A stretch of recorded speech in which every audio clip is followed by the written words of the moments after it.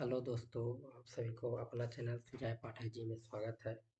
और हम लोग आज सेट नंबर दूसरा चलेंगे। एक सेट नंबर पहला चल चुका है, जो आप जाकर जरूर देखें। और ये दो सेट नंबर दूसरा है, जो बीपीएससी बीएसएससी बिहार दरोगा बिहार के सभी परीक्षाओं के लिए ज़रूरी है। आप इसे देखें ज़रूर, इससे कुछ न कुछ आपको ज़रूर फायदे होंगे। चलिए तो आज हम लोग आगे चलते हैं और अपने क्वेश्चन की ओर बढ़ते हैं। पहला क्वेश्चन क्या कह रहा है? दक्षिण भारत की प्रमुख पहाड़ियों का सही क्रम उत्तर से शुरू करके दक्षिण की ओर कौन सा है? मैंने उत्तर से स्टार्ट करना है, दक्षिण की ओर जाना है और सही क्रम में पर्वतों को बैठाना है। दक्षिण भारत का है, ठीक है। इसमें आगे चलते हैं तो हमारा आंसर हो जाएगा सी नंबर। क्या हो जाएगा? सी नंबर आंसर हो जाएगा। क्या होगा? नल्ला मलाई पहाड़ी आता है, उसके बाद फिर जायदी पहाड़ी आता है, उसके बाद नीलगिरी पहाड़ी आता है, उसके बाद अन्ना मलाई पहाड़ी आते हैं, ठीक है। क्रम याद रखिएगा। आगे नल्ला मलाई, फिर जायदी, जवादी जवादी और उसके बाद नीलगिरी और उसके बाद फिर अन्ना मलाई की पहाड़ी आता है। चलिए आगे चलते हैं तो दूसरा नंबर प्रश्न क्या कह रहा है?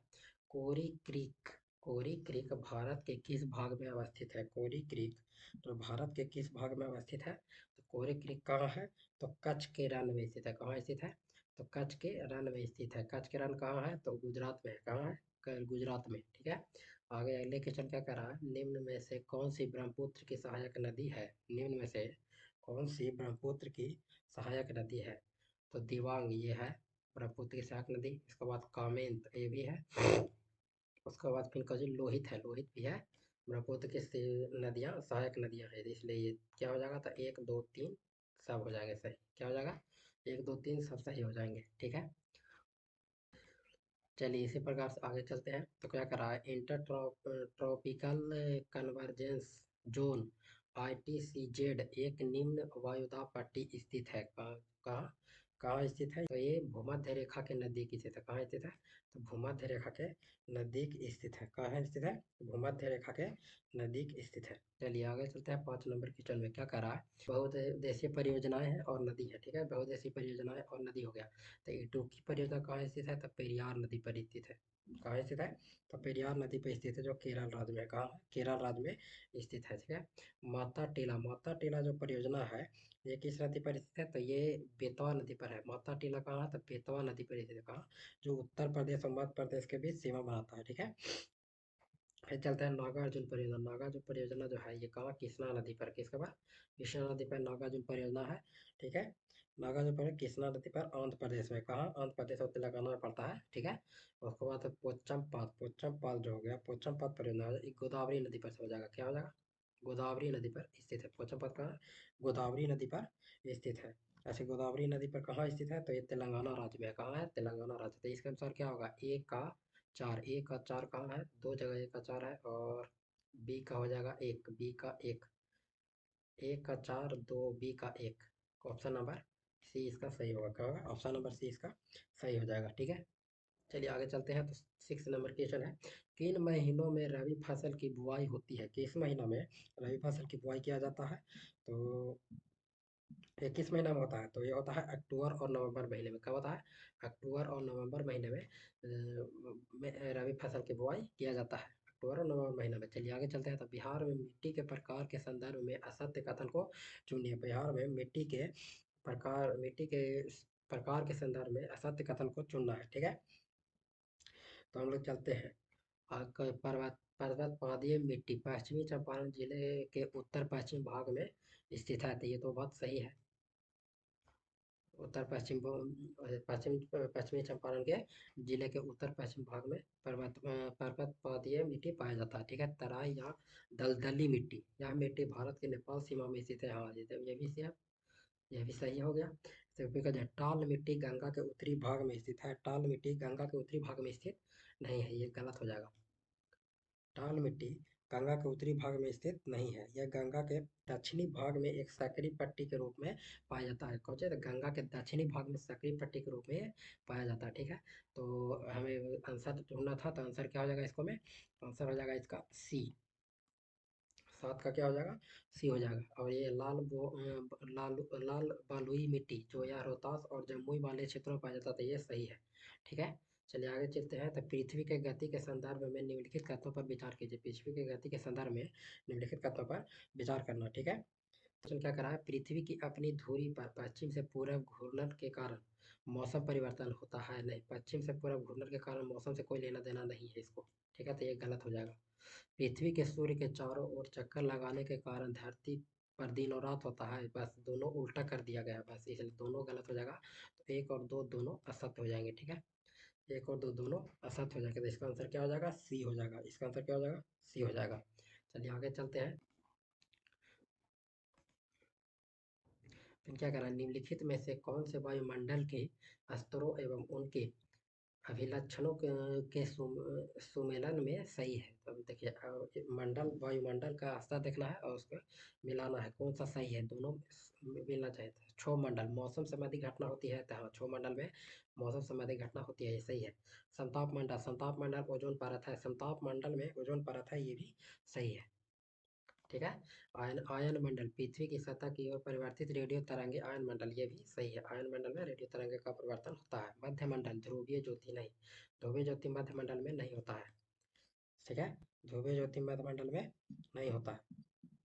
अच्छा, ध्रुवीय ज्योति होता किस में है, आयन मंडल में होता है, ठीक है।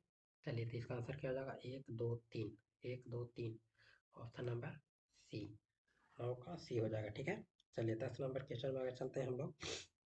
10 नंबर कहते हैं, हिंद महासागर और लाल सागर को कौन सी जल संधि जोड़ती है। हिंद महासागर और लाल सागर को कौन सा जल संधि जोड़ता है, तो बाब एल मंडेव जल संधि जोड़ता है। कौन, बाब एल मंडेव जल संधि जोड़ता है, ठीक है।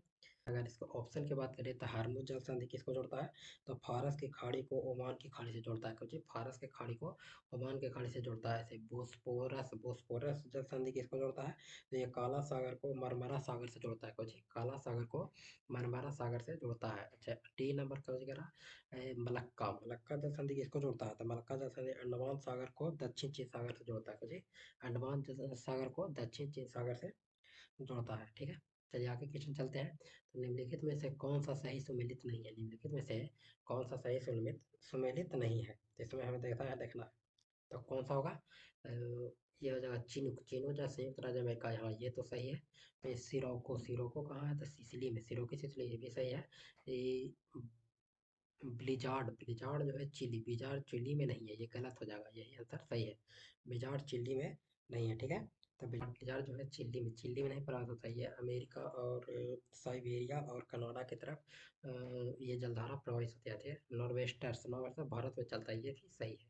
तो इसका आंसर क्या हो जाएगा, तो 11 का सी आंसर इसका हो जाएगा, ठीक है। चलिए आगे चलते हैं हम लोग। तो आगे चलते हैं, तो 12 नंबर क्वेश्चन, निम्नलिखित में से कौन सा जापान के 4 प्रमुख द्वीपों का सही उत्तर, उत्तर मैंने उत्तर से दक्षिण क्रम प्रस्तुत करता है, मैंने उत्तर से दक्षिण की ओर उनके द्वीपों के बारे में बताना है। तो उत्तर से दक्षिण की ओर अगर देखेंगे उनके द्वीप के बारे में, तो आप आगे देखें, इसका आंसर क्या हो जाएगा, तो इसका आंसर हो जाएगा होक्काइडो, होन्शु, शिकोयू और क्यूशू। इसका आंसर हो जाएगा डी, क्या हो जाएगा, इसका आंसर डी हो जाएगा, होक्काइडो, होन्शु, शिकोयू और क्यूशू, ठीक है। इसके बाद आगे चलते हैं। ये वीवीआई क्वेश्चन हो जाता है, बहुत बार इसको पूछा गया है, ठीक है। इस पर जरूर ध्यान दीजिएगा कि आपको जापान के उत्तर से दक्षिण की तरफ उसके द्वीपों को कैसे क्रम में सजाया जाता है, होक्काइडो, होन्शु, शिकोकू और क्यूशू, ठीक है। चलिए 13 नंबर में चलते हैं। तो दोस्तों में मिलान करना है, ठीक है। तो पहला नंबर सूची वन में कर दिया, स्वर्णिम त्रिकोण, स्वर्णिम त्रिकोण जो है वो किससे संबंधित है, तो दक्षिण पूर्व एशिया से संबंधित। कहा, दक्षिण पूर्व एशिया का अफीम उत्पादन क्षेत्र को स्वर्णिम त्रिकोण कहा जाता है। दक्षिण पूर्व एशिया का अफीम उत्पादन क्षेत्रों को तो स्वर्णिम त्रिकोण कहा जाता है, ठीक है। बरमूडा त्रिकोण, बरमूडा त्रिकोण जो है ये किससे संबंधित है, तो ये उत्तरी अटलांटिक महासागर से संबंधित है। कहाँ से संबंधित है, तो बरमूडा त्रिकोण जो होगा वो उत्तरी अटलांटिक महासागर से संबंधित होगा। फिर कहते हैं सुदूर पूर्व, पूर्व का चावल का कटोरा, पूर्व का चावल का कटोरा के नाम से किसे जाना जाता है, तो इसे जाना जाता है म्यांमार को जाना जाता है। किसे जाता है, म्यांमार को जाना जाता है। रेड बेसिन, रेड बेसिन किसे जाता है, चीन सागर को रेड बेसिन कहता है। चीन सागर को क्या कहते हैं, रेड बेसिन आ जाता है। तब इसको आंसर क्या हो जाएगा, तो एक का दो, एक का दो, इसमें एक ही है इसलिए इसको मार के आगे बढ़ते हैं, ठीक है। क्या होता है, एक का दो हो गया, ठीक है। चलिए आगे चलते हैं। तो इसका आंसर क्या हो जाएगा, 13 का बी आंसर हो जाएगा, 13 का बी आंसर हो जाएगा, ठीक है। चलिए आगे चलते हैं। कयाल क्या है? कयाल, कयाल क्या है ये बताना है। तो कयाल क्या है? यह कुछ है, तो यह केरल का लैंगून है। कुछ केरल का लैंगून है। क्या है? केरल का लैंगून है। कयाल क्या है? केरल का लैंगून है। ठीक है। यह केरल में स्थित लैंगूर झीलों को कयाल के नाम से भी संबोधित किया जाता है। लैंगूर झील जो है उसको कयाल के नाम से जाना जाता है। उसके मिट्टी में पाया जाता है, कयाल कहा जाता है। चलिए आगे चलते हैं। तो सूची फिर से, पुनः फिर से सूची मिलाना है। अच्छा, लोथल, ये हड़प्पा सभ्यता और उसको पकड़ना है। तो लोथल, लोथल से हमें क्या प्राप्त हुआ है?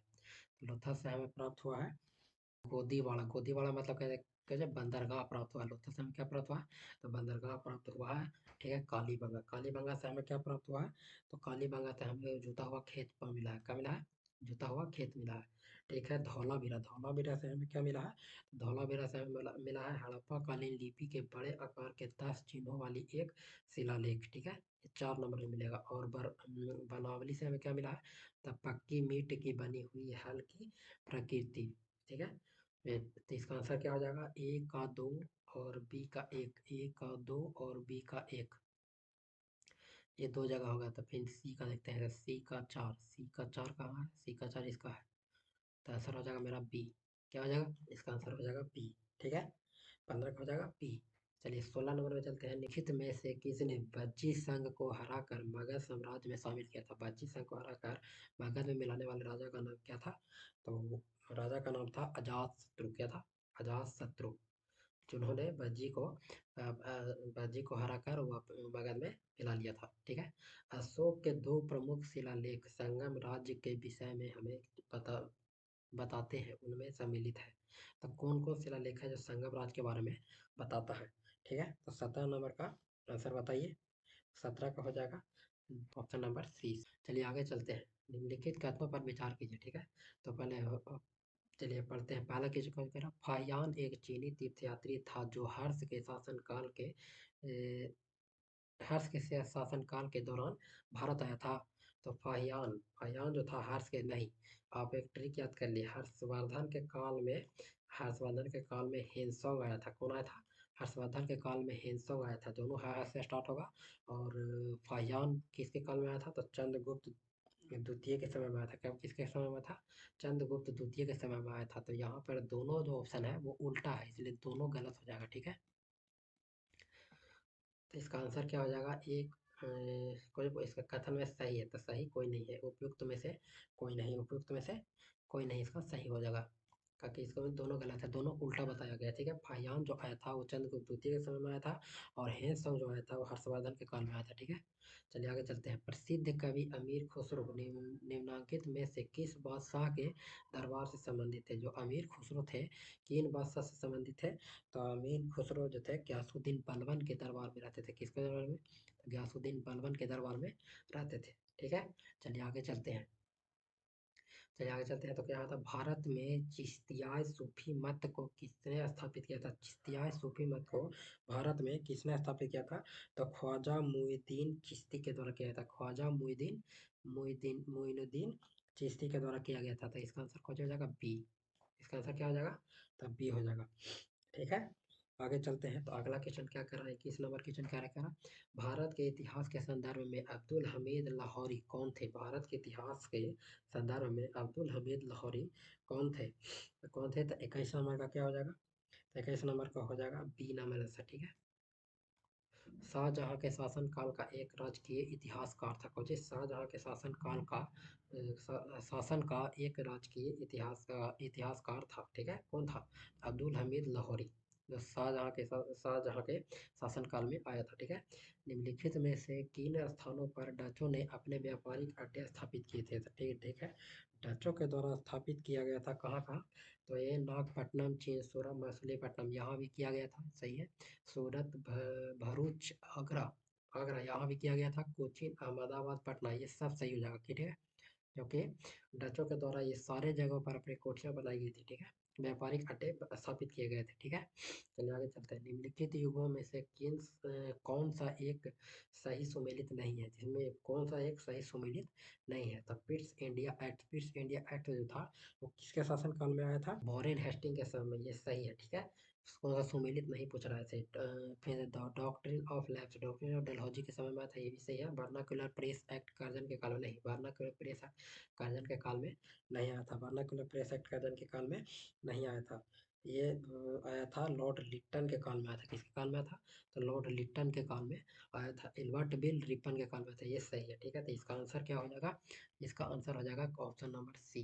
तो इसका क्या हो जाएगा? ऑप्शन नंबर सी, ठीक है। चलिए आगे चलते हैं। इसका अच्छा इसको याद रखिएगा, वर्नाकुलर प्रेस एक्ट किसके समय में आया था? तो लिट्टन के समय में आया था, ठीक है। वर्नाकुलर प्रेस एक्ट किसके काल में आया था? तो लॉर्ड लिट्टन के समय में आया था, कर्जन के समय में नहीं आया था।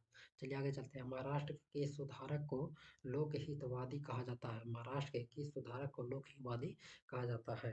तो इसका आंसर हो जाएगा गोपाल हरि देशमुख। किसको कहा जाता है? तो गोपाल हरि देशमुख को कहा जाता है। सोचिए, तो महाराष्ट्र के एक सुधारक थे जिन्हें लोक हितवादी के नाम से जाना जाता है, गोपाल रेड्डी देशमुख को, ठीक है। एम के गांधी के अनुसार अछूतों का सामाजिक आर्थिक सुधार संपन्न किया जा सकता है। मतलब एम के गांधी के अनुसार अछूतों का सामाजिक आर्थिक सुधार कैसे संपन्न किया जा सकता है? तो उनके अनुसार कहा गया था, उनके लिए कुटीर उद्योग स्थापित करके, कुछ उनके लिए कुटीर उद्योग को स्थापित करके उनमें सुधार लाया जा सकता है, ठीक है। फिर चलते हैं आगे। गांधी जी के दांडी मार्च के संदर्भ में निम्नलिखित में से कौन सा कथन असत्य है? तो गांधी जी के दांडी मार्च के संदर्भ में निम्नलिखित में से कौन सा कथन असत्य है, ठीक है। तो इसका क्या आंसर हो जाएगा? 26 का आंसर क्या हो जाएगा? तो आगे चलते हैं, 26 का आंसर तो देखते हैं। तो यह साबरमती आश्रम से दांडी तक का मार्च था, तो एकदम सही है। दांडी तक मार्च था। नमक कर का विरोध करना इसका विशेष प्रयोजन था, एकदम सही है। चलिए आगे चलते हैं। साबरमती नदी के किनारे पहुंचकर गांधी जी ने नमक बनाया नहीं, साबरमती नदी के किनारे थोड़ी पहुंचे थे, वो दांडी में समुद्र के किनारे पहुंचे थे। कहाँ? समुद्र के किनारे जाकर नमक बनाया था। या पूरी तरह से पैदल माता, ये भी सही है, ठीक है। पहुंचेगा, ये भी सही है। चलिए आगे चलते हैं। आगे हम लोग देखते हैं, ठीक है। तो आगे में क्या कह रहा है? निम्नलिखित में से कौन सी रचना मध्यकालीन संत तुलसीदास की नहीं है? तुलसीदास के द्वारा कौन सी रचना लिखा ना गया है? कवितावली लिखा हुआ है, उन्हीं के द्वारा लिखा गया, ठीक है। इसके बाद कुछ गीतावली ये भी उनके द्वारा लिखा गया। विनायक पत्रिका, इसके भी उनको तिलक तुलसीदास के द्वारा ही लिखा गया है। ये साहित्य रत्न है, ये उनके द्वारा नहीं लिखा गया, ठीक है। भारत की आज़ादी के समय इंग्लैंड का राष्ट्र राष्ट्राध्यक्ष कौन था? भारत की आज़ादी के समय इंग्लैंड का राष्ट्राध्यक्ष कौन था? तो ये था जॉर्ज फर्स्ट। कौन था? जॉर्ज फर्स्ट था। कौन था? George first. जॉर्ज फर्स्ट जो था वो इंग्लैंड का राष्ट्राध्यक्ष था, ठीक है। आगे चलते हैं। हाल ही में केंद्रीय कैबिनेट ने नई राष्ट्रीय खेल नीति NSP 2025 को मंजूरी दी है। यह किस नीति की जगह लेगा, ठीक है? यह किस नीति का जगह लेगा? तो ये लेगा 2001 का NSP 2021 एक का, सॉरी 2001 का NSP 2001 का जगह लेगा। किसका लेगा? 2001 का जगह लेगा। सी फ्लड प्रणाली का उद्घाटन किसने किया है? सी फ्लड प्रणाली का उद्घाटन किसने किया है? तो ये CR पाटिल के द्वारा किया गया है। CR पाटिल के द्वारा किया गया है, ठीक है। सी फ्लड प्रणाली का उद्घाटन CR पाटिल के द्वारा किया गया है। समाचार पत्रों की सुर्खियों में रही हाइपर लूप परियोजना के बारे में निम्नलिखित कथनों में कौन सा कथन सही नहीं है? ठीक है, तो इसमें कौन सा कथन सही नहीं है ये पूछ रहा है। तो चलिए पूछ देखते हैं। भारतीय रेल 40 किलोमीटर लंबी हाइपर लूप पटरी बिछाकर उस पर रेलगाड़ी चलाने का कार्य कर रही है, एकदम सही है ये, ठीक है। तो हाइपरलूप परियोजना का पांचवा माध्यम माध्यम है जिसमें तीव्रगामी रेलगाड़ी लगभग निर्वात सुरंग में गुजरती है, एकदम सही भी सही है, ठीक है। आ जाता है हाइपरलूप के अंतर्गत 2000 किलोमीटर प्रति घंटा की गति से रेलगाड़ी चलाई जा सकती है। नहीं, ये गलत है, 2000 किलोमीटर से नहीं होगा ये। 1100 किलोमीटर प्रति घंटा अधिकतम रखा गया। कितना? 1100 किलोमीटर प्रति 2000 नहीं होती, ये गलत हो जाएगा, ठीक है। और फिर हाइपरलूप परियोजना पर भारतीय प्रौद्योगिकी संस्थान मद्रास में कार्य चल रहा है, हाँ ये सही है, ठीक है। तो हमें गलत आंसर किस चुनना था? तो गलत आंसर में हमारा कौन हो जाएगा? गलत आंसर हो जाएगा हमारा सी, ठीक है। ये 1100 किलोमीटर प्रति घंटा की रफ्तार से चलेगा। 1100 से 1200 किलोमीटर प्रति घंटा रहेगी, ठीक है। चलिए आगे चलते हैं। समाचार पत्रों की सुर्खियों में रही डीप सीक AI किस देश से ने विकसित किया? डीप सीक AI जो है वो किस देश के द्वारा विकसित किया गया है? तो ये चीन के द्वारा किया गया है। ये चीन के द्वारा किया गया, ठीक है। फिर हाल ही में आईएनएस तमाल को भारतीय नौसेना में शामिल किया गया। इसे किस देश द्वारा निर्मित किया गया था? जो आईएनएस तमाल है, इसे किस देश ने निर्मित किया था? तो इसे रूस के द्वारा निर्मित किया गया था। किसके द्वारा किया गया था? तो रूस के द्वारा निर्मित किया गया था, ठीक है। रूस के द्वारा आईएनएस तमाल को निर्मित किया गया था, ठीक है। 34 नंबर क्वेश्चन में चलते हैं। तो किस देश ने जुलाई 2025 की संयुक्त राष्ट्र सुरक्षा परिषद की अध्यक्षता की है? संयुक्त राष्ट्र सुरक्षा परिषद की अध्यक्षता किसके द्वारा किया गया है? तो ये पाकिस्तान के द्वारा किया गया है। किसके द्वारा किया गया है? पाकिस्तान के द्वारा किया गया है, ठीक है। 35 नंबर क्वेश्चन में अगर चलते हैं हम लोग, तो 35 नंबर क्वेश्चन क्या कह रहा है? 2025 में पद्म विभूषण पुरस्कार विजेताओं के संबंध में निम्नलिखित जोड़ों पर विचार कीजिए, ठीक है। पद्म विभूषण के बारे में बताना है, ठीक है। तो आगे चलते हैं कि दुब्बूर नागेश्वर रेड्डी, दुब्बूर नागेश्वर रेड्डी जो है, इनको चिकित्सा में दिया गया है, एकदम सही है ये। दुब्बूर नागेश्वर रेड्डी को चिकित्सा में दिया गया है। कुमुदिनी रजनीकांत लाखिया, कुमुदिनी रजनीकांत लाखिया को कला के क्षेत्र में दिया गया है, एकदम सही है, ये भी कला के क्षेत्र में दिया गया, ठीक है। आगे चलते हैं। तो ओसामू सुजुकी मरणोपरांत दिया गया, जो व्यापार उद्योग के लिए जापान के हैं, ओसामू सुजुकी, जिनको दिया गया है, ठीक है। ये भी व्यापार के लिए। सुशील कुमार मोदी मरणोपरांत सार्वजनिक मामले में दिया गया है, तो नहीं, ये गलत हो जाएगा, ठीक है। ये बिहार के उप मुख्यमंत्री रह चुके हैं, और इनको पद्म भूषण सम्मानित किया गया मरणोपरांत, ठीक है। या पद्म विभूषण नहीं, पद्म भूषण दिया गया। क्या दिया गया है? पद्म भूषण दिया गया, पद्म विभूषण नहीं, ठीक है। तो ये गलत हो जाएगा, ठीक है। इसमें आंसर क्या हो जाएगा? 1 2 3, 1 2 3, ठीक है। चलते हैं। अच्छा, इसके बाद बोला जाए तो अब इस बार पद्म पुरस्कार कितने दिया गया है? तो 139 व्यक्तियों को दिया गया, ठीक है। कितने व्यक्तियों को? सात व्यक्तियों को पद्म विभूषण, 19 व्यक्तियों को पद्म भूषण, और 113 व्यक्ति को पद्मश्री दिया गया, ठीक है। चलिए बताते हैं। इसमें से अगर माना जाए तो 23 महिला है, 10 विदेशी को, और 13 मरणोपरांत को दिया गया। मरणोपरांत 13 आदमी को दिया गया है, और 23 महिला को दिया गया है, और 10 विदेशी को दिया गया है, ठीक है। चलिए आगे चलते हैं। 36 नंबर क्वेश्चन क्या कह रहा है? 36 नंबर क्वेश्चन कह रहा है कि किस देश के प्रधानमंत्री पैंटोंग टार्न सिनावात्रा को वहां के न्यायालय ने पद से निलंबित कर दिया है? तो ये थाईलैंड के हैं, जो थाईलैंड के हैं। सिनावात्रा जो है, वो सिनावात्रा जो है थाईलैंड से संबंधित है, ठीक है। फिर था पोलर नदी बेसिन खबरों में था, यह कहाँ स्थित है? पोलर नदी बेसिन जो है, वो कहाँ स्थित है? तो ये आंध्र प्रदेश में था, ठीक है। उसके बाद ये तमिलनाडु में भी है, और ये कर्नाटक में स्थित है। कहाँ स्थित है? कर्नाटक में स्थित है। तो इसका आंसर हो जाएगा 1 3 5। 1 3 5 कहाँ है? 1 3 5, 1 3 5, ऑप्शन नंबर ए हो जाएगा इसका सही। 37 का क्या हो जाएगा? ऑप्शन नंबर ए सही हो जाएगा, ठीक है। आगे चलते हैं। तो कहते हैं, संयुक्त राज्य अमेरिका के 47वें राष्ट्रपति डोनाल्ड ट्रंप के शपथ ग्रहण समारोह में भारत का प्रतिनिधित्व किसने किया था? भारत का प्रतिनिधित्व किसने किया था? तो ये किया था हमारे विदेश मंत्री ए जयशंकर जी ने। कौन? विदेश मंत्री ए जयशंकर जी ने भारत से प्रतिनिधि के रूप में गए थे अमेरिका, ठीक है। हाल ही में किसने H2A रॉकेट का जलवायु परिवर्तन निगरानी उपग्रह गोसेट GW प्रक्षेपित किया है? तो किसके द्वारा किया गया है? तो ये किया गया है जापान के द्वारा। किसके द्वारा किया गया है? तो ये जापान के द्वारा किया गया है, ठीक है। अगला क्वेश्चन में चलते हैं हम लोग। अगला क्वेश्चन क्या कह रहा है? निम्नलिखित में से किस राज्य सरकार ने सिंधु घाटी सभ्यता की लिपि को पढ़ने के लिए $10 लाख का पुरस्कार दिया जाने का घोषणा किया है? तो किसके द्वारा किया गया है? तो ये किया गया तमिलनाडु के द्वारा किया गया। तमिलनाडु के द्वारा किया गया, जो हड़प्पा सभ्यता के, जो सिंधु घाटी सभ्यता, जो हड़प्पा सभ्यता है, उसकी लिपि को पढ़ने वाले को $10 लाख देगा, ठीक है। तो कौन राज्य देगा? तो ये तमिलनाडु देगा, ठीक है। भारत का पहला डायबिटीज बायो बैंक का कहाँ स्थापित किया गया? भारत का पहला डायबिटीज बायो बैंक कहाँ स्थापित किया गया है? तो ये चेन्नई में किया गया। चेन्नई तमिलनाडु में किया गया है। कहाँ किया गया? तो चेन्नई और तमिलनाडु में किया गया है, ठीक है।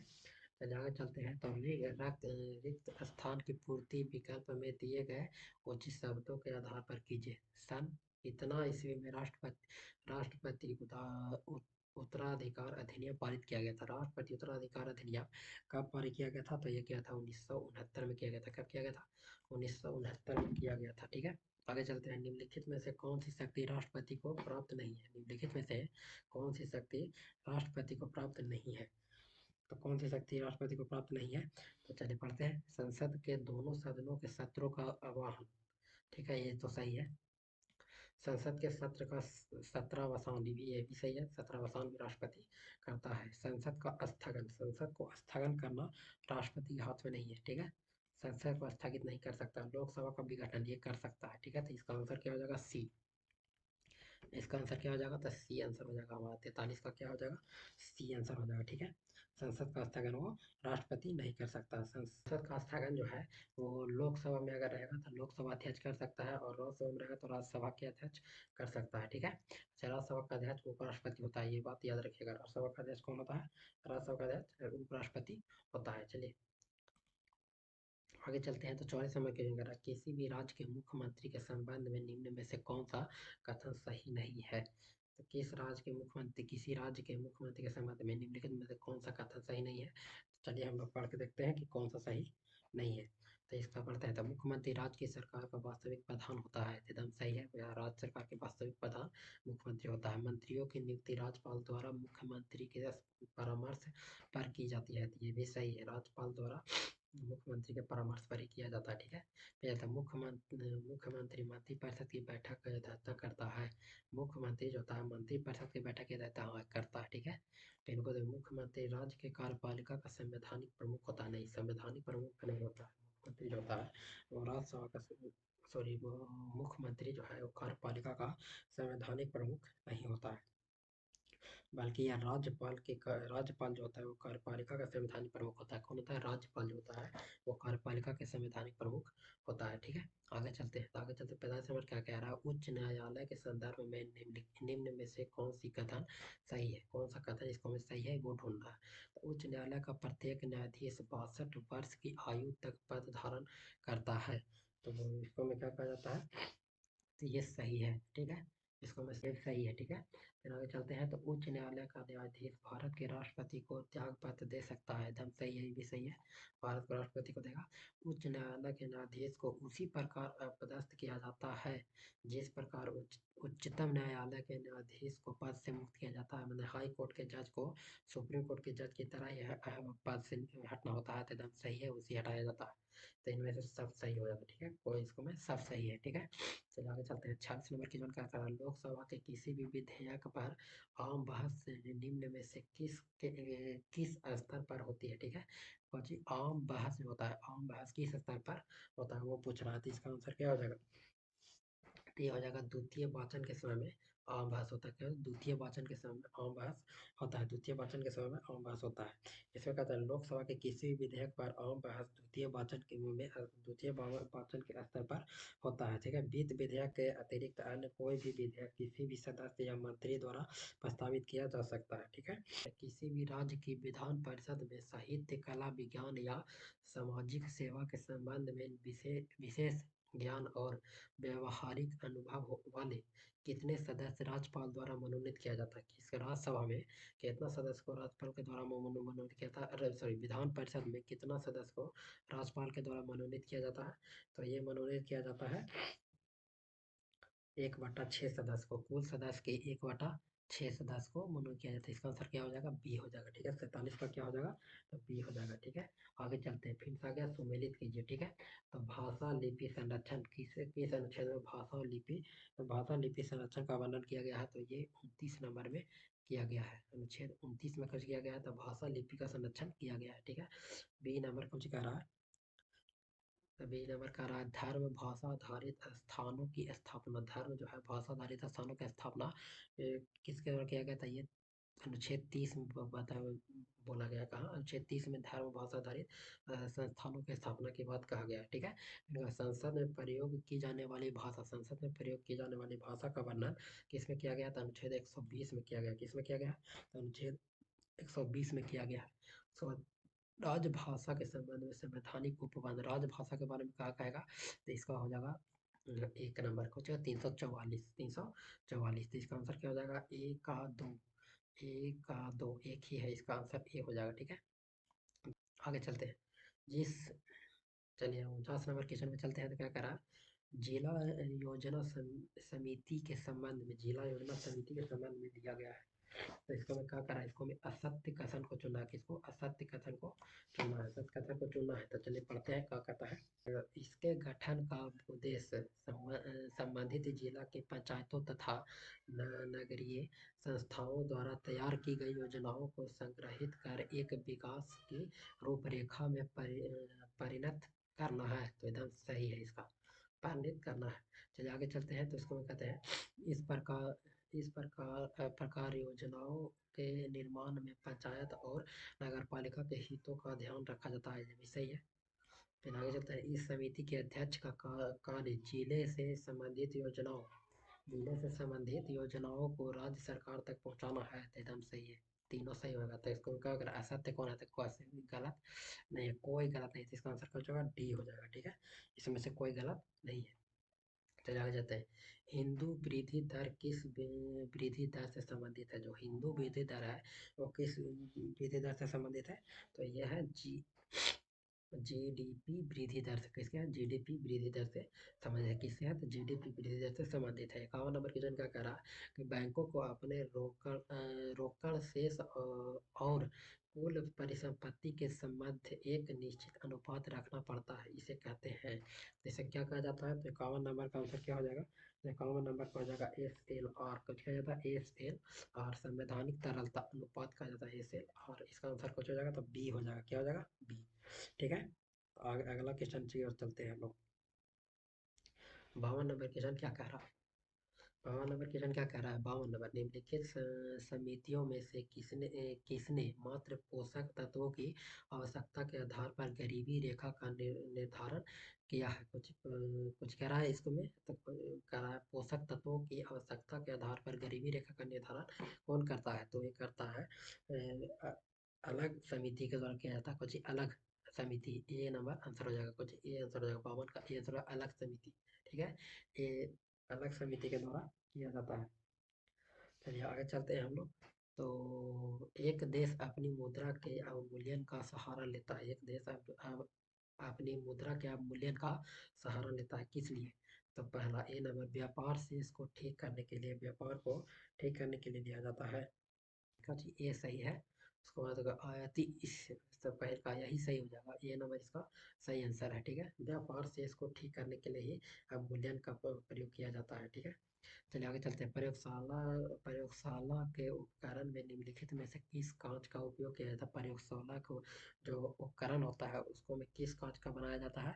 तो ये बनाया जाता है पायरेक्स कांच को, जी पायरेक्स कांच का प्रयोग किया जाता है। पायरेक्स कांच का प्रयोग से प्रयोगशाला में निर्मित किया जाता है। ठीक है, फ्लिंट कांच, इसको में देखते हैं। तो फ्लिंट कांच जो है, फ्लिंट कांच का प्रयोग कहाँ किया जाता था। कैमरा, दूरबीन और लेंस बनाने में फ्लिंट कांच का प्रयोग किया जाता है। ठीक है, फ्लिंट कांच का प्रयोग कहाँ किया था, तो कैमरा, दूरबीन, लेंस बनाने में किया जाता है। अच्छा, पायरेक्स कांच का प्रयोग किया जाए। पायरेक्स कांच का प्रयोग प्रयोगशाला में बनाए गए उपकरण को बनाने में किया जाता है। फिर होता है सोडा कांच का प्रयोग कहाँ किया जाता है। तो ट्यूब लाइट या बोतल बनाने में सोडा कांच का प्रयोग किया जाता है। ट्यूब लाइट या बोतल बनाने में। ठीक है, क्राउन कांच जो है इसका उपयोग किया जाता है विद्युत बल्ब बनाने में।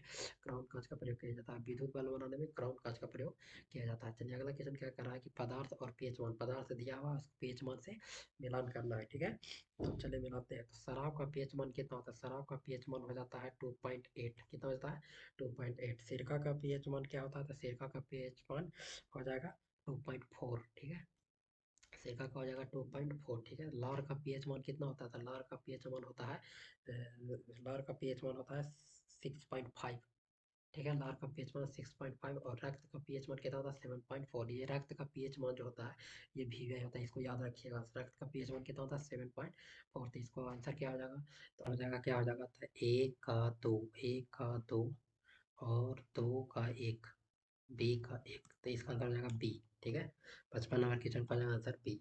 चलिए आगे चलते हैं। तो निम्नलिखित में से किस पादप में एट्रोपिन मतलब दर्द निवारक औषधि पाया जाता था। दर्द निवारक औषधि किसे पाया जाता है, बेलाटोना में पाया जाता है। दर्द निवारक औषधि कहाँ पाया जाता था, बेलाटोना में पाया जाता है। ठीक है, लिटिल लीफ एक पादप रोग है जो जस्ता की कमी से होता है। यह रोग किस फसल या पादप में होता है, किसमें होता है, तो यह आम में होता है। किसमें होता है, आम में होता है। जस्ता की कमी के कारण धान में भी एक रोग पाया होता है। ठीक है, तो धान में किसी का खैरा रोग होता है। क्या होता है, धान में खैरा रोग होता है। धान में कौन सा रोग होता है? तो खैरा रोग होता है। कुछ होता है धान में जस्ता की कमी से खैरा रोग होता है। ठीक है, अगला क्वेश्चन क्या कर रहा था, निम्नलिखित कथनों पर विचार कीजिए। ठीक है, तो क्या कर रहा है, आकाश का नीला दिखने का कारण प्रकाश का प्रकीर्णन है। एकदम सही, आकाश का नीला दिखने का कारण प्रकाश का प्रकीर्णन है। दूसरा कह रहा है इंद्रधनुष 7 रंगों का कारण सिर्फ प्रकाश का प्रकीर्णन नहीं, 7 रंगों का प्रकाश का प्रकीर्णन नहीं है, इसमें वर्ण विक्षेपण और फिर परावर्तन भी होता है। ठीक है, तो ये गलत हो जाएगा। हालांकि कहना सूर्योदय के समय सूर्य के लाल दिखने का कारण है प्रकाश का प्रकीर्णन। एकदम सही है, इसका सभी सही हो जाएगा। तो मैं क्या हो जाएगा, तो इसका आंसर क्या हो जाएगा, एक और तीन। एक और तीन इसका सही आंसर हो जाएगा। ठीक है, आगे चलते हैं। तो इसको क्या करा, निम्नलिखित में सही मिलान करें। निम्नलिखित का सही मिलान करना है, तो सिलिकॉन जिसको क्या करा है तत्व है और इसको संयोजकता निकालना है। तो तत्व है संयोजकता, तत्व क्या है, सिलिकॉन। सिलिकॉन का परमाणु संख्या कितना होता है, तो सिलिकॉन का परमाणु संख्या 14 होता है। ठीक है, 14। तो इसका इलेक्ट्रॉनिक विन्यास होता है 2, 8 और 4। तो इसको जो लास्ट में है उसी उसका संयोजकता होता है, तो कितना हो जाएगा, 4।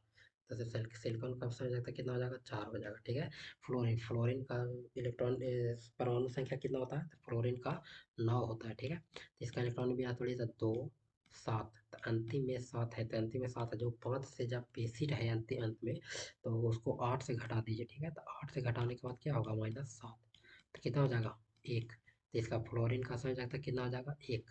ठीक है, उसी प्रकार से एल्यूमिनियम एल्यूमिनियम का परमाणु संख्या कितना होता है, तो एल्यूमिनियम का परमाणु संख्या 13 होता है। कितना होता है, 13। इसका इलेक्ट्रॉनिक विन्यास कितना होगा, 2, 8 और 3। ठीक है, तो अंतिम में क्या है, 3 है, तो ये क्या हो जाएगा, 3। एल्यूमिनियम का कितना हो जाएगा, तो 3 हो जाएगा। ठीक है, उसके प्रकार सल्फर सल्फर का परमाणु संख्या कितना होता था, 16। कितना होता है, 16 सल्फर का, 16। तो इसको थोड़े 2, 8, उसके बाद क्या बचेगा, तो 6। अंत में 6 है, जो 5 से अधिक है, इसलिए 8 से इसको घटा देंगे। 8 माइनस 6 कितना हो जाएगा, 2। इसका क्या हो जाएगा, तो इलेक्ट्रॉनिक विन्यास 2 हो जाएगा। ठीक है, सल्फर का 2। तो इसका आंसर क्या हो जाएगा, तो 1 का 4, 1 का 4, 1 का 4 दो जगह है, और उसको बाद फिर आगे चलते हैं, तो बी का 1, बी का 1, बी का 1। ठीक है, तो इसका ऑप्शन हो जाएगा बी, आंसर सही हो जाएगा। ठीक है, आगे चलते हैं। हल्दी का उपयोग अक्सर दर्द निवारण के लिए किया जाता है, क्योंकि इसमें शक्तिशाली सूजन रोधी और एंटीऑक्सीडेंट गुण होता है, क्योंकि इसमें सक्रिय यौगिक होता है। कौन सा यौगिक पाया जाता है, जिसमें पाया जाता है करक्यूमिन। कौन सा पाया जाता है, करक्यूमिन पाया जाता है। ठीक है, एलिसिन एलिसिन जो होता है ये लहसुन में पाया जाता है। एलिसिन का जो लहसुन में पाया जाता है। और लैक्टिक एसिड जो है हम लोग के शरीर में जो थकावट महसूस होता है, लैक्टिक एसिड के जमने के कारण महसूस होता है। ठीक है, चलिए अगला क्वेश्चन में चलते हैं। तो हल्के बुलेट प्रूफ हेलमेट तथा आवरण मतलब जैकेट के निर्माण में निम्न में से किस फाइबर का उपयोग किया जाता है, तो ये किसका प्रयोग किया जाता है, तो केवलार का प्रयोग किया जाता है, केवलार का प्रयोग किया जाता है। चलिए आगे चलते हैं। तो निम्नलिखित ऊर्जा स्रोतों में से सीटेन संख्या किसके गुणवत्ता प्रचलन के रूप में प्रयुक्त हो किया जाता है, तो ये डीजल के लिए किया जाता है। किसके लिए, सीटेन संख्या डीजल के लिए, ऑक्टेन संख्या पेट्रोल के लिए किया जाता है। ठीक है, ऑक्टेन संख्या पेट्रोल के लिए। निम्नलिखित में से कौन सा कथन सही नहीं है, निम्नलिखित में से कौन सा कथन सही नहीं है, तो क्रोमोसोम डीएनए और प्रोटीन से बना होता है। एकदम सही है, क्रोमोसोम डीएनए और प्रोटीन का बना होता है। किसी भी कोशिका का केंद्रक कोशिका विभाजन में हिस्सा नहीं लेता है, एकदम लेता है। ये सही हो जाएगा, यानी ये गलत आंसर है। ठीक है, गलत हमको चुनना था, तो गलत पहले ही मिल गया। क्रोमोसोम संतति के लिए सूचनाएं रक्षित रखते हैं, तो एकदम सही है। और उसके बाद डीएनए की कार्यात्मक इकाई को जीन कहा जाता है, ये भी सही है। ठीक है, तो इसका आंसर क्या है, 63 नंबर का आंसर हो जाएगा बी। ठीक है, बी नंबर गलत है। निम्नलिखित में से कौन सा रक्त का तरल भाग होता है, तो रक्त में कौन सा तरल भाग होता है, तो प्लाज्मा जो होता है वो रक्त का तरल भाग होता है। ठीक है, चलिए आगे चलते हैं। तो एक बीज के अंकुरण के लिए निम्नलिखित में से कौन सी 3 परिस्थितियां सर्वाधिक महत्वपूर्ण होती है। एक बीज के अंकुरण के लिए कौन सी जरूरी होता है, तो पानी, उचित तापमान और ऑक्सीजन। पानी और उचित तापमान एवं ऑक्सीजन की जरूरत पड़ता है। ठीक है, निम्नलिखित में से कौन से जोड़े सही सुमेलित है, तो कौन होगा, एनोरेक्सिया। एनोरेक्सिया नींद संबंधी विकास है, नहीं गलती हो गई, ये गलत है। ठीक है, एनसोमिया एनसोमिया जो होता है खाने नहीं, खाना से कोई लेना देना नहीं एनसोमिया को। ठीक है, आगे चलते हैं। तो कहते हैं डिस्पेनिया डिस्पेनिया सांस की तकलीफ को, डिस्पेनिया सांस की तकलीफ को डिस्पेनिया कहा जाता है। एनोसीमिया जो होता है गंध की आंशिक या पूर्ण हानि होता है, गंध की आंशिक या पूर्ण एनोसोमिया कहा जाता है। ठीक है, तो हमारा आंसर हो जाएगा 3 और 4, ऑप्शन नंबर सी। ठीक है। आगे चलते हैं। उत्तल लेंस में जब वस्तु को फोकस तथा लेंस के बीच में रखा जाता है, जब उत्तल लेंस में जब वस्तु को फोकस और लेंस के बीच में रखा जाता है तो उससे बनने वाला प्रतिबिंब की स्थिति, प्रकृति और आकार क्या हो जाएगा? तो उसका आकार हो जाएगा काल्पनिक सीधा और वस्तु से बड़ा। काल्पनिक सीधा और वस्तु से बड़ा हो जाएगा। ठीक है, काल्पनिक सीधा और वस्तु से बड़ा हो जाएगा। चलिए आगे का अगला क्वेश्चन क्या कर रहा है कि सोचिए 1 को 2 से मिलाइए तब बीरबल साहनी, बीरबल साहनी किससे संबंधित है? बीरबल साहनी जो है वो जीवाश्म वनस्पति से संबंधित है। किसे? जीवाश्म वनस्पति से संबंधित है बीरबल साहनी। केसी मेहता, केसी मेहता किससे संबंधित है? पादप रोग से संबंधित है। केसी मेहता किससे संबंधित है? तो पादप रोग से संबंधित है। ठीक है, उसी प्रकार से पी महेश्वरी, पी महेश्वरी किससे संबंधित है? तो ये भ्रूण विज्ञान से संबंधित है। भ्रूण विज्ञान से संबंधित कौन है? तो पी महेश्वरी। और एम एस स्वामीनाथन, ये सभी को पता है कि ये हरित क्रांति से संबंधित है। क्या? हरित क्रांति से संबंधित है। 1 का 3 आंसर, 1 का 3, 1 का 3 ऐसा इसका आंसर बी हो जाएगा। ठीक है, 68 नंबर का आंसर क्या हो जाएगा? बी हो जाएगा। 68 नंबर का आंसर बी हो जाएगा। ठीक है, आगे चलते हैं। तो निम्नलिखित में से कौन सा सुमेलित नहीं है? निम्नलिखित में से कौन सा सुमेलित नहीं है? तो विलायत खान सितार से, एकदम सही है, विलायत खान सितार से संबंधित है। उसके बाद लतीफ़ खान, लतीफ़ खान तबला से संबंधित, एकदम सही है, लतीफ़ खान तबला से संबंधित है। हरिप्रसाद चौरसिया बांसुरी से, ये भी सही है, हरिप्रसाद चौरसिया बांसुरी से संबंधित है, एकदम सही है। अजमत अली खान, अमजद अली खान, अमजद अली खान पखावत, नहीं, ये इससे संबंधित नहीं है। ठीक है, ये किससे संबंधित है? सरोद से संबंधित है, सरोद पदक है ये। अमजद अली, अमजद अली खान सरोद से संबंधित है। इसका आंसर क्या हो जाएगा? डी नंबर हो जाएगा, तो सुमेलित नहीं है। ठीक है, Indian institute of tropical metrology कहाँ स्थित किया गया है? Indian institute of tropical metrology कहाँ स्थित है? तो ये पुणे महाराष्ट्र में स्थित है। कहाँ स्थित है? पुणे महाराष्ट्र में स्थित है। ठीक है, आगे चलते हैं। तो कहीं राष्ट्रीय बागवानी मिशन NHM किस पंचवर्षीय योजना में आरंभ किया गया था? किस पंचवर्षीय योजना में आरंभ किया गया था? तो ये 10वीं पंचवर्षीय योजना में आरंभ किया गया था। कैवी? तो 10वीं पंचवर्षीय योजना में आरंभ किया गया था। निम्नलिखित का मिलान करें, मिलान करेगा तो ब्यूनस आयर्स किसे? तो अर्जेंटीना से संबंधित है। ठीक है, अक्रा किसे संबंधित? घाना से संबंधित है। और बिंड हॉक, बिंड हॉक जो है नामीबिया से संबंधित है। उसके बाद पोर्ट ऑफ स्पेन किससे संबंधित है? त्रिनाद और टोबैगो से संबंधित है। तो इसका आंसर क्या हो जाएगा? तो 1 का 3, 1 का 3 कहाँ हो जाएगा? तो 1 का 3 एक ही है, तो सी नंबर आंसर हो जाएगा इसका। ठीक है, निम्नलिखित में से कौन सा विकल्प सही नहीं है? कौन सा विकल्प इसमें सही नहीं है? तो आगे चलते हैं। Quaker city, Quaker city Philadelphia, तो इससे संबंधित एकदम सही है। Quaker city Philadelphia. ग्रेनाइट जो है एबरडीन स्कॉटलैंड, एकदम सही है, एबरडीन स्कॉटलैंड से संबंधित है। एम्पायर स्टेट न्यूयॉर्क, एकदम सही सही संबंधित है। एम्पायर स्टेट न्यूयॉर्क को कहा जाता है। और hermit kingdom, hermit kingdom Japan नहीं, ये कोरिया हो जाएगा इसका। ठीक है, इसका आंसर क्या हो जाएगा? कोरिया। एंड क्या हो जाएगा? डी नंबर गलत आंसर है। ठीक है, सही सुमेलित नहीं है। आगे चलते हैं। साइलेंट वैली साउथ घाटी को कब नेशनल पार्क घोषित किया गया था? ये क्वेश्चन होमवर्क है, आप लोग जरूर इसका कमेंट में जवाब दीजिए। आज के लिए बस इतना ही, और पढ़ते रहिए, बढ़ते रहिए। ठीक है, आज के लिए धन्यवाद।